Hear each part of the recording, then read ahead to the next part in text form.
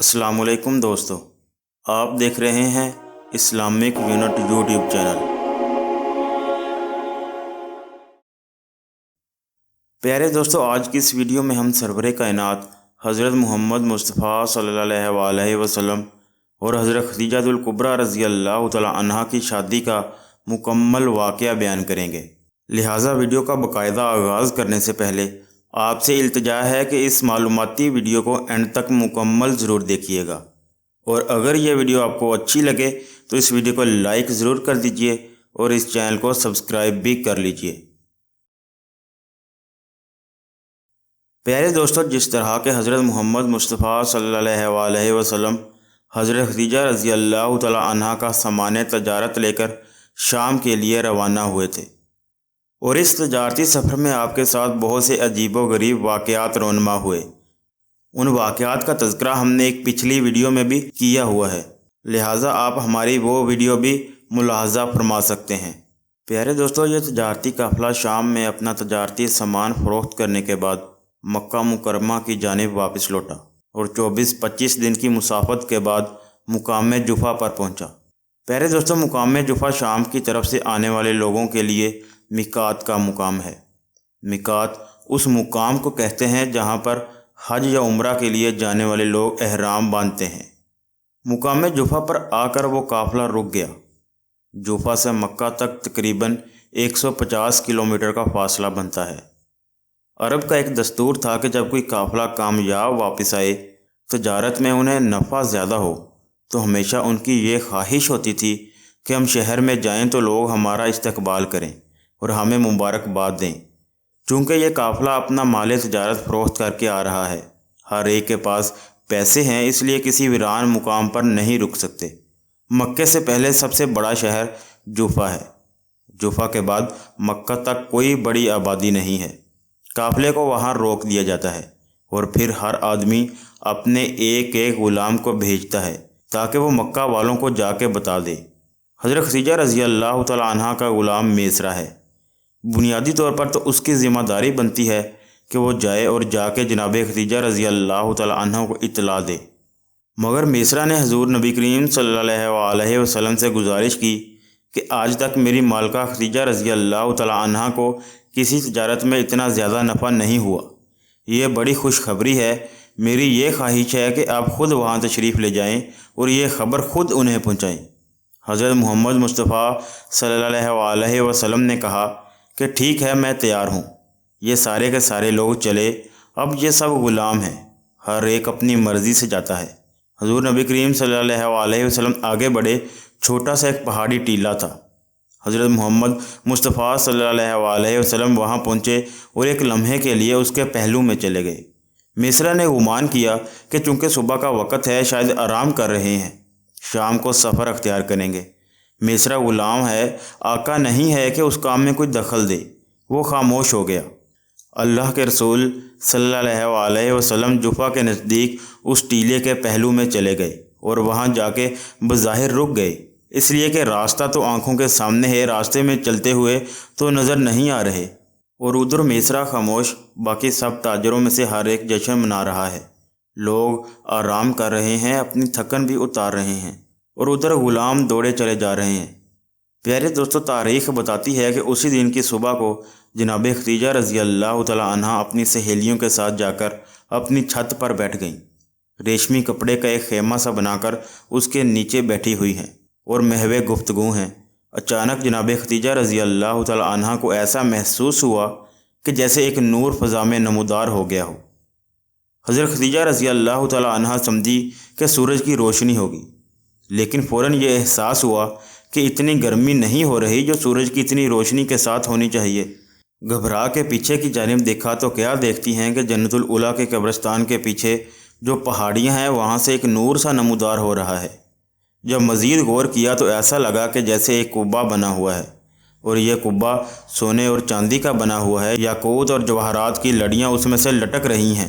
یہ قبہ کسی اونٹ سوار کے سر پر اس انداز سے ہے کہ وہ سارے کا سارا اونٹ اور اس کا سوار اس کنبے کے اندر نظر آ رہا ہے، اور یہ نور اسی کنبے سے نمودار ہو رہا ہے۔ جناب خدیجہ رضی اللہ تعالی عنہا گھبرا گئیں کہ میری آنکھوں کو دھوکہ تو نہیں ہو رہا۔ اپنی کنیزوں اور اپنی سہیلیوں سے کہا کہ دیکھو جو کچھ میں دیکھ رہی ہوں، کیا تم بھی یہی دیکھ رہی ہو؟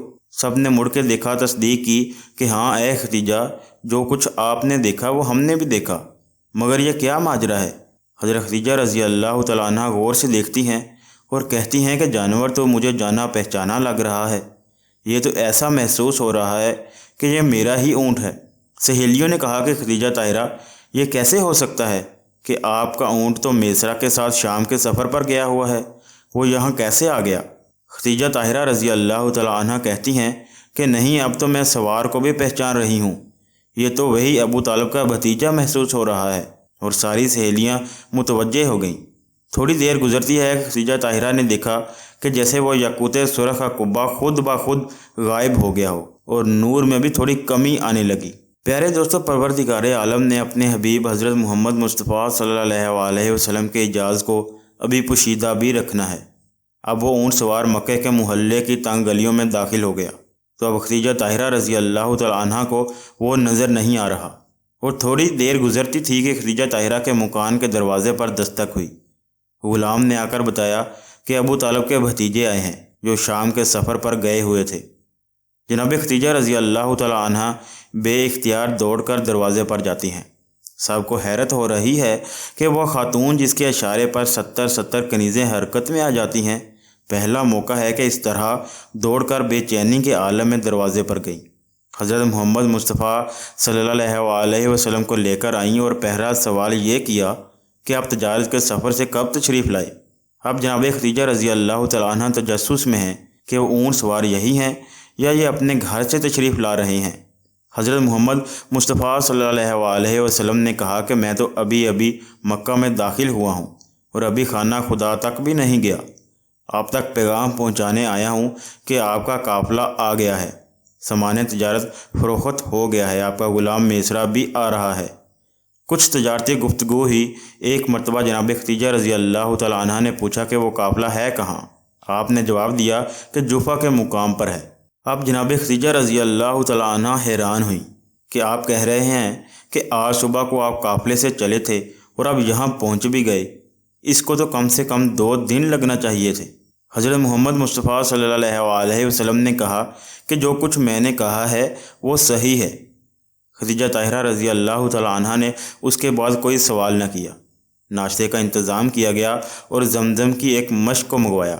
پیارے دوستو، حضرت خدیجہ طاہرہ رضی اللہ تعالیٰ عنہ نے وہ آب زمزم کی مشق اور کھانا منگوانے کے بعد کہا کہ اگر آپ کو زحمت نہ ہو تو بس ایک تجویز میں اور دینا چاہتی ہوں، وہ یہ کہ آپ واپس قافلے میں چلے جائیں اور قافلے کے ساتھ شامل ہو کر واپس آئیں۔ پہلے دوستو، علماء کہتے ہیں کہ جناب خدیجہ رضی اللہ تعالیٰ عنہ کی غرض یہی تھی کہ وہ پہلے نظر آنے والا نور اسی نوجوان کے ساتھ تھا، یا اتفاق سے اس وقت وہاں سے کوئی اور آدمی گزرا ہو اور یہ نور اس کی وجہ سے بلند ہوا ہو۔ حضرت محمد مصطفیٰ صلی اللہ علیہ وسلم نے جناب خدیجہ رضی اللہ تعالیٰ عنہ کی درخواست کو قبول کیا، باہر آئے اور واپس قافلے میں پہنچے۔ وہاں جیسے ہی حضرت محمد مصطفیٰ صلی اللہ علیہ وسلم قافلے میں پہنچے تو میسرہ نے آگے بڑھ کر حضرت محمد مصطفیٰ صلی اللہ علیہ وسلم سے کہا کہ اب بہت دیر ہو گئی ہے، سارے غلام تو جا چکے ہوں گے، آپ اکیلے رہ گئے ہیں، لیکن اب آپ جلدی سے جائیے تاکہ ہماری مالکہ کو بھی دوسروں کے ساتھ ہی تجارت میں کامیابی کی خبر مل جائے۔ حضرت محمد مصطفیٰ صلی اللہ علیہ وسلم مسکراتے ہیں اور کہتے ہیں کہ میں تو خدیجہ طاہرہ کو اطلاع دے کر واپس بھی آ گیا ہوں۔ میسرہ کو یقین نہیں آ رہا، گھبرا کے کہا کہ یہ آپ کیا کہہ رہے ہیں؟ میں نے تو آپ کو اس ٹیلے کے پیچھے آرام کرتے ہوئے دیکھا تھا، مناسب نہ سمجھا کہ آپ کو جا کر جگاؤں۔ میں نے سوچا کہ ٹھیک ہے اب تھوڑی دیر آرام کر لیں، لیکن آپ کہہ رہے ہیں کہ جا کے واپس بھی آ گئے ہیں۔ پیغمبر اسلام نے اس ناشتے کے سامان کو کھولا اور کہا کہ تم تو خدیجہ رضی اللہ تعالیٰ عنہ کے گھر میں زندگی گزار چکے ہو، پہچانتے ہو یہ کھانا کس گھر کا پکا ہوا ہے؟ پھر وہ زمزم کی مشق رکھ دی۔ مشق پر حضرت خدیجہ رضی اللہ تعالیٰ عنہ کی وہ مہر لگی ہوئی تھی جو تاجر حضرات اپنے ہر مال پر لگاتے ہیں۔ میسرہ کی عقل کام نہیں کر رہی، مگر یہ ایسے ثبوت ہیں کہ انکار بھی نہیں ہو سکتا۔ خوشی کے عالم میں آگے بڑھا، قافلے میں جو لوگ اسے قریب نظر آئے سب کو یہ بات بتائی۔ اکثر نے کہا کہ اب تو تم جو کچھ بھی کہو گے ہم یقین کر لیں گے، اس لیے کہ جب سے مکہ سے نکلے ہیں اس نوجوان سے ایسے ایسے معجزات دیکھے ہیں کہ اب اس کا انکار ممکن نہیں ہے۔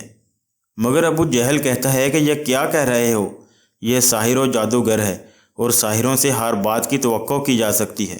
خیر ابو جہل کی پارٹی جادوگر سمجھ رہی ہے اور باقی لوگ یہ کہہ رہے ہیں کہ ہمیں خود یقین ہو گیا ہے کہ اب یہ ہر معجزہ دکھا سکتے ہیں۔ قافلہ مکہ کی جانب چلا اور وہاں پہنچنے پر انتہائی احترام اور شان و شوکت کے ساتھ اس قافلے کا استقبال کیا گیا، اس لیے کہ مکہ کی تاریخ میں آج تک کوئی قافلہ اتنا کامیاب واپس نہیں آیا تھا۔ اور اس کا ثبوت یہ بھی تھا کہ جیسے ہی قافلہ مکہ کے قریب پہنچ گیا اور مکہ کے مکانات نظر آنے لگے، میسرا نے ایک تجویز پیش کی۔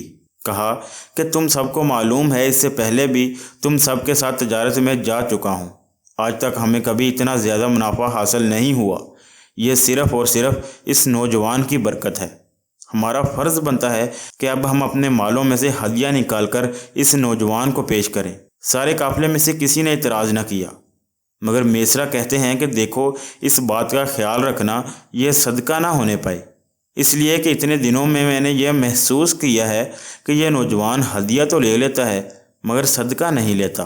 پیارے دوستو، ابو جہل جیسا شخص بھی اس وقت اپنے آپ کو اکیلا محسوس کر رہا ہے، اسے بھی اعتراض کرنے کی ہمت نہ ہوئی، اور اس سے پہلے کہ قافلہ مکہ میں داخل ہو سارے قافلے نے دل کی خوشی اور احترام کے ساتھ حضرت محمد مصطفیٰ صلی اللہ علیہ وسلم کی خدمت اقدس میں ہدیہ پیش کیا۔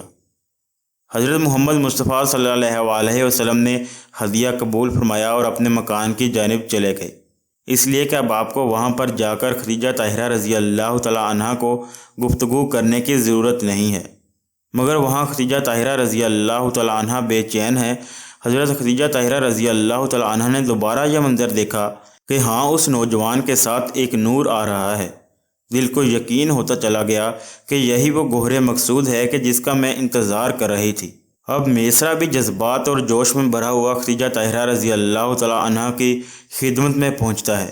حضرت خدیجہ رضی اللہ تعالیٰ عنہ پوچھتی ہیں، میسرا، میں نے تمہیں ایک خاص مقصد سے بھیجا تھا کہ تمہیں اس نوجوان کے ساتھ رہنا ہے اور واپس آ کر اطلاع دینی ہے کہ تم نے اسے کیسا پایا۔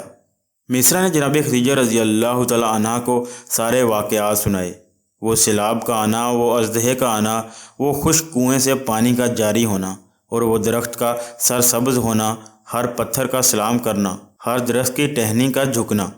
یہ سارے واقعات سنا رہا ہے میسرا، اور آخر میں وہ پیغام بھی دیا جو اس راہب نے میسرا کو بلا کر خاص جناب خدیجہ رضی اللہ تعالیٰ عنہ کے لیے بھجوایا تھا۔ پیارے دوستو، حضرت خدیجہ رضی اللہ تعالیٰ عنہ نے سب کچھ سنا، اور آخر میں میسرا کہتا ہے کہ ایک معجزہ تو ایسا ہے کہ مجھے خبر دینے کی ضرورت نہیں ہے، آپ اپنی آنکھوں سے دیکھ سکتی ہیں۔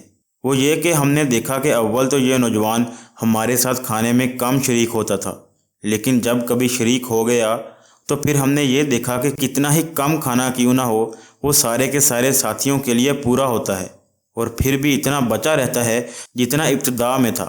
یہ تو آپ اپنی آنکھوں سے دیکھ سکتی ہیں۔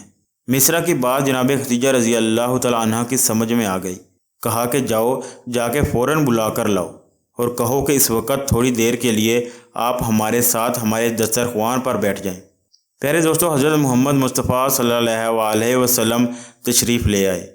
جناب خدیجہ رضی اللہ تعالیٰ عنہ نے گھر میں جتنے بھی مرد تھے، رشتہ دار، غلام، سب کو جمع کیا اور ایک دسترخوان پر بٹھایا، اس حالت میں کہ ایک چھوٹے سے پیالے میں کھجوریں بھر کے رکھ دیں اور سب کے سب دسترخوان پر بیٹھ گئے۔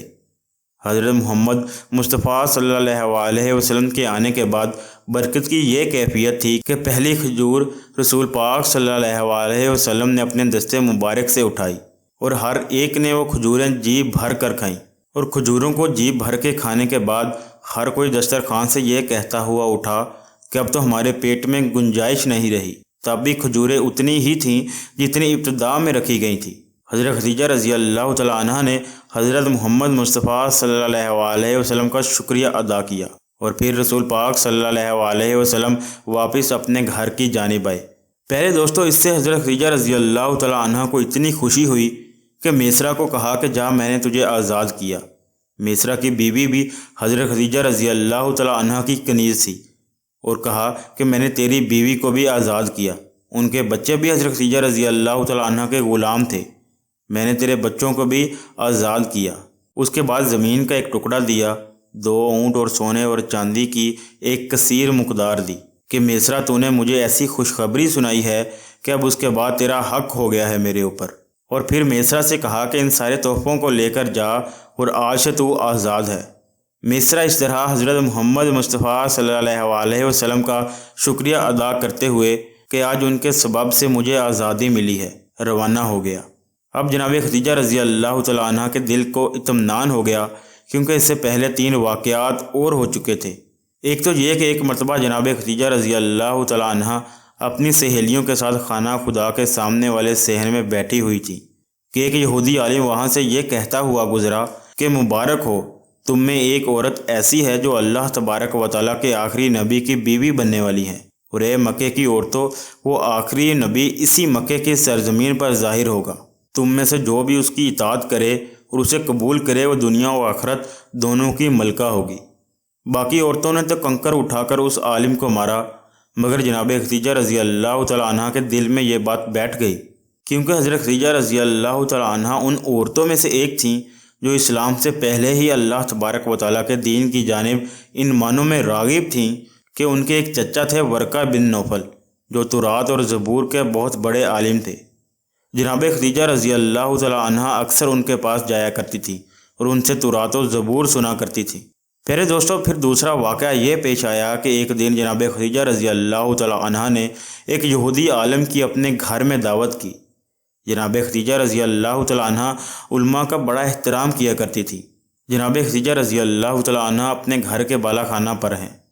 یہودی عالم بیٹا ہے، ایک مرتبہ گھبرا کے جناب خدیجہ رضی اللہ تعالیٰ عنہ سے کہا کہ یہ جو نوجوان گلی میں سے جا رہا ہے، کیا تم اس کو ایک لمحے کے لیے یہاں بلوا سکتی ہو؟ جناب خدیجہ رضی اللہ تعالیٰ عنہ کہتی ہیں کہ میں نے پہچان لیا ہے، یہ بنو ہاشم کا نوجوان ہے۔ غلام سے کہا کہ جاؤ اور جا کر میرا پیغام دو۔ حضرت محمد مصطفیٰ صلی اللہ علیہ وسلم تشریف لے آئے۔ حضرت خدیجہ رضی اللہ تعالیٰ عنہ اس وقت پردے میں ہیں اور یہ یہودی عالم سامنے ہے۔ پردے کے باہر یہودی عالم نے کہا کہ اگر اجازت ہو تو میں آپ کے لباس کو شانے سے تھوڑا سا ہٹانا چاہتا ہوں۔ حضرت محمد مصطفیٰ صلی اللہ علیہ وسلم نے اجازت دی۔ یہودی عالم نے لباس ہٹایا، مہر نبوت کی زیارت کی، ایک مرتبہ اسے بوسہ دیا۔ اس کے بعد آپ صلی اللہ علیہ وسلم کو رخصت کیا اور حضرت خدیجہ رضی اللہ تعالیٰ عنہ سے پوچھا کہ یہ نوجوان کون تھا؟ حضرت خدیجہ رضی اللہ تعالیٰ عنہ کہتی ہیں کہ یہ تم نے کیا غضب کیا، اس طرح سے اس کے لباس کو ہٹا لیا؟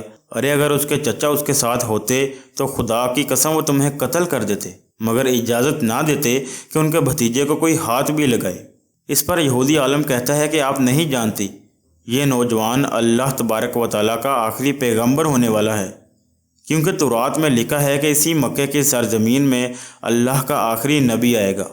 اس کا باپ اس کی پیدائش سے پہلے ہی انتقال کر جائے گا، دادا اس کے بچپن میں انتقال کر جائیں گے اور اس کے چچا اس کی کفالت کریں گے۔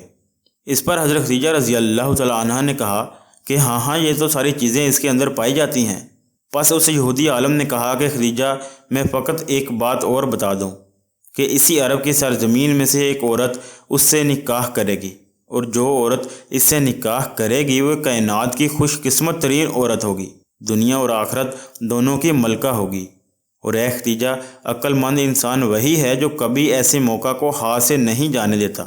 پہلے دوستو، یہ واقعہ بھی حضرت خدیجہ رضی اللہ تعالیٰ عنہ اپنی آنکھوں سے دیکھ چکی تھی۔ یہ دونوں واقعات تجارت سے پہلے کے واقعات ہیں۔ اور تیسرا واقعہ یہ تھا کہ ورقہ بن نوفل نے ایک تعویذ لکھ کے دیا تھا، جسے جناب خدیجہ رضی اللہ تعالیٰ عنہ اپنے تکیہ کے نیچے رکھ کے سو گئی، اور آپ کو ایک خواب آیا جس میں آپ کو رسول پاک صلی اللہ علیہ وسلم سے شادی کی بشارت ملی تھی۔ یہ 3 نشانیاں تو حضرت خدیجہ رضی اللہ تعالیٰ عنہ کے پاس پہلے تھیں، پھر میسرا کی رپورٹ کے جو کچھ اس نے دیکھا اور میسرا کے ذریعے سے اس عیسائی راہب کی پیش گوئی، اور پھر اپنی آنکھوں سے اس نور کے چمکنے کو دیکھنا۔ جناب خدیجہ رضی اللہ تعالیٰ عنہ یقین کی آخری منزل پر پہنچ چکی ہیں کہ یہی ہے میرا گوہر مقصود۔ اب جناب خدیجہ رضی اللہ تعالیٰ عنہ نے یہ چاہا کہ میں حضرت محمد مصطفیٰ صلی اللہ علیہ وسلم سے نکاح کر لوں۔ ایک جانب یہ خوف بھی ہے کہ میں کیسے نکاح کروں، اس لیے کہ حضرت محمد مصطفیٰ صلی اللہ علیہ وسلم مجھے قبول کریں گے کہ نہیں کریں گے۔ وہ آخری نبی ہیں، اتنے افضل اور کائنات کے سردار ہیں۔ دوسری جانب یہ بھی خطرہ ہے کہ اگر میں سوچتی رہی تو ایسا نہ ہو کہ اس سے پہلے وہ کسی اور سے نکاح کر لیں۔ اب جناب خدیجہ رضی اللہ تعالیٰ عنہ سوچ میں ہیں کہ کیا کریں۔ پیارے دوستو، بلا آخر حضرت خدیجہ رضی اللہ تعالیٰ عنہ نے اپنی سہیلی نفیسہ کو بلایا اور اسے کہا کہ پہلے تم جا کر یہ دیکھو کہ اس بھتیجے کے دل میں میرا کوئی خیال ہے کہ نہیں۔ اگر میں اس رشتے کی بات کروں تو کہیں وہ انکار تو نہیں کریں گے۔ تو نفیسہ حضرت محمد مصطفیٰ صلی اللہ علیہ وسلم کے گھر میں داخل ہوتی ہیں۔ آپ صلی اللہ علیہ وسلم نے اسے احترام کے ساتھ بٹھایا اور پوچھا کہ کیسے آنا ہوا۔ نفیسہ نے کہا کہ اب آپ کی عمر شادی کے قابل ہو چکی ہے، کہ آپ نے کوئی ارادہ کیا ہے شادی کے بارے میں؟ آپ صلی اللہ علیہ وسلم جواب دیتے ہیں کہ میرے جو حالات ہیں وہ تمہارے سامنے ہیں۔ ہاں، میرے چچا کہہ رہے تھے کہ سفر تجارت کے بعد اب اتنے پیسے جمع ہو چکے ہیں کہ اب یہ شادی کا اہتمام ہو سکے گا۔ نفیسہ کہتی ہیں کہ اگر میں آپ کو ایک رشتہ بتاؤں کہ حسن میں بھی، دولت میں بھی اور شرافت میں بھی اس مکہ کے سرزمین پر اس سے بہتر کوئی اور نہیں ہے، تو کیا آپ اسے قبول کریں گے؟ پہلے دوستو، حضرت محمد مصطفیٰ صلی اللہ علیہ وسلم جو کہ علم لدنی کے مالک ہیں، ہر غائب اور حاضر کو جانتے ہیں، مگر ظاہری اعتبار سے گفتگو کرتے ہوئے کہتے ہیں کہ میں تمہارا اشارہ سمجھ گیا۔ نفیسہ کہتی ہیں کہ حضرت خدیجہ رضی اللہ تعالیٰ عنہ خود آپ سے گفتگو کرنا چاہتی ہیں۔ اگلے دن آپ صلی اللہ علیہ وسلم تیار ہو کر جناب خدیجہ رضی اللہ تعالیٰ عنہ کے مکان میں گئے۔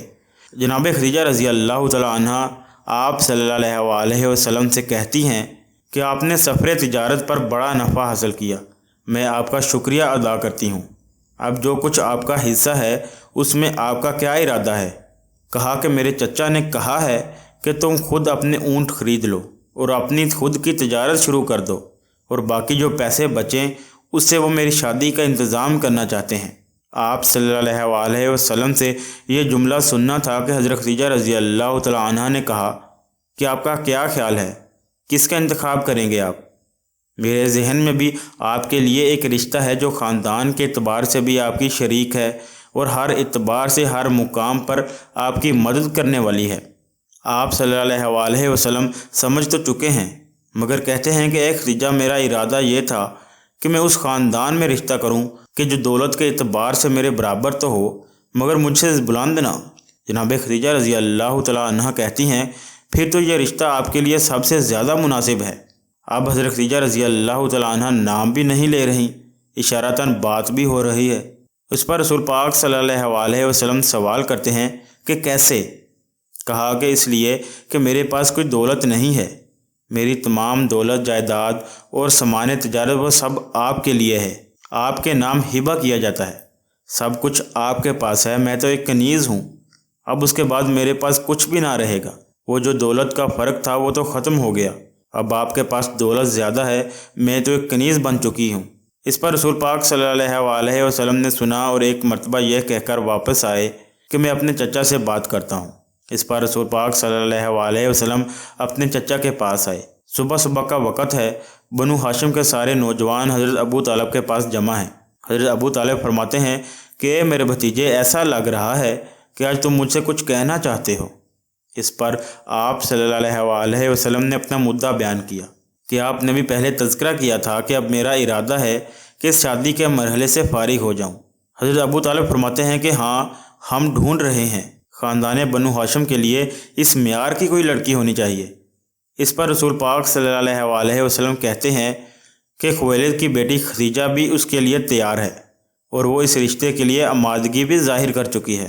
حضرت ابو طالب سوچ میں ہیں اور اس سے پہلے کہ وہ کچھ کہیں، ان کا چھوٹا بھائی حضرت محمد مصطفیٰ صلی اللہ علیہ وسلم کا ایک اور چچا ابو لہب بولا کہ محمد، یہ تو نے کیا کہہ دیا؟ کیا تمہیں معلوم نہیں کہ خدیجہ طاہرہ کا معیار کتنا بلند ہے؟ فلاں علاقے کے بادشاہ نے پیغام بھیجا، اس نے رد کر دیا۔ فلاں قبیلے کے سردار نے پیغام بھیجا لیکن اس نے رد کر دیا۔ اگر ہمارے خاندان میں سے کوئی سردار پیغام بھیجتا تو سمجھ میں آنے والی بات تھی، مگر تمہارے پاس تو کچھ بھی نہیں ہے، تمہارا پیغام کیسے لے جایا جائے؟ ہم سب کی رسوائی ہوگی۔ ابو لہب کا اتنا کہنا تھا کہ حضرت محمد مصطفیٰ صلی اللہ علیہ وسلم کے ایک اور چچا جناب عباس رضی اللہ تعالیٰ عنہ جلال کے عالم میں کھڑے ہو گئے۔ کہا کہ خبردار، اپنی زبان کو روک، کیا کمی ہے میرے بھتیجے میں؟ کیا تمہیں پتہ نہیں کہ بنو ہاشم کا جو کچھ بھی ہے وہ سب میرے بھتیجے کے لیے ہے؟ ہم سب اس پہ متفق ہیں۔ یہ تو نے کیا کہہ دیا کہ اگر بنو ہاشم کے کسی اور سردار کا رشتہ ہوتا تو بھیجا جا سکتا تھا؟ ہم سب اس کے غلام ہیں اور یہ ہمارا سردار ہے۔ جناب عباس نے اتنے جوش کے ساتھ گفتگو کی کہ سب خاموش ہو گئے، مگر حضرت ابو طالب نے کہا کہ اس طریقے سے رشتہ بھیجنا مناسب نہیں ہے۔ بنو ہاشم کا رشتہ رد ہو گیا تو برحال یہ ایک توہین مانی جا سکتی ہے عرب کے ماحول میں۔ ایسا کرو کہ خود پہلے خدیجہ طاہرہ کی رائے لے لی جائے کہ وہ کیا کہنا چاہتی ہیں۔ مگر کیسے رائے لی جائے؟ شادی کا مسئلہ ہے، اجنبی خاندان ہے۔ مگر ایک راستہ سمجھ میں آ گیا۔ حضرت ابو طالب کی بہن ہے جناب صفیہ، یعنی کہ آپ صلی اللہ علیہ وسلم کی پھپھی۔ جناب صفیہ کی شادی جناب خدیجہ رضی اللہ تعالیٰ عنہ کے خاندان میں ہوئی تھی، جناب خدیجہ رضی اللہ تعالیٰ عنہ کے بھائی سے ہوئی تھی۔ اس اعتبار سے صفیہ رسول خدا صلی اللہ علیہ وسلم کی پھپھی ہیں، ابو طالب کی بہن ہیں، مگر خدیجہ طاہرہ رضی اللہ تعالیٰ عنہ کے باوج ہیں۔ پیارے دوستو، حضرت خدیجہ رضی اللہ تعالیٰ عنہ نے دیکھا کہ آج بے وقت میری باوج میرے پاس آ رہی ہیں۔ فوراً سمجھ گئیں کہ یہ کیا معاملہ ہے۔ جناب صفیہ نے بات چھیڑی، خدیجہ شادی کے بارے میں تمہارا کیا ارادہ ہے؟ جناب خدیجہ رضی اللہ تعالیٰ عنہ نے فوراً جواب دیا کہ میں نے طے کر لیا ہے کہ اب میں شادی کروں گی تو آپ کے بھتیجے سے کروں گی، اور میں اس کے لیے مکمل طور پر تیار ہوں۔ یہ جس انداز سے گفتگو تھی، جناب صفیہ کو یقین کامل ہو گیا۔ وہ پلٹ کے جناب ابو طالب کے پاس آئیں اور بتایا کہ بھائی یہ معاملہ طے ہے، حضرت خدیجہ رضی اللہ تعالیٰ عنہ راضی ہیں اور تم کوئی بھی انتظام کرو، خدیجہ تمہارے ساتھ ہے۔ بہن نے آ کر یقین دلایا، ابو طالب تیار ہوئے اور حضرت محمد مصطفیٰ صلی اللہ علیہ وسلم کا رشتہ لے کر جا رہے ہیں۔ پیارے دوستو، آج کی ویڈیو کے لیے اتنا ہی۔ پیارے دوستو، اس سے اگلی ویڈیو میں ہم آپ کو بتائیں گے کہ آپ صلی اللہ علیہ وسلم اور حضرت خدیجہ رضی اللہ تعالیٰ عنہ کی شادی میں کن کن مسائل کا سامنا رہا اور پھر ان مسائل کو کس طرح سلجھایا گیا۔ یہ تمام معلومات ہم آپ کو اس سے اگلی آنے والی ویڈیو میں فراہم کریں گے۔ آج کی ویڈیو اچھی لگے تو ویڈیو کو لائک کیجیے اور چینل کو سبسکرائب کیجیے۔ جزاک اللہ۔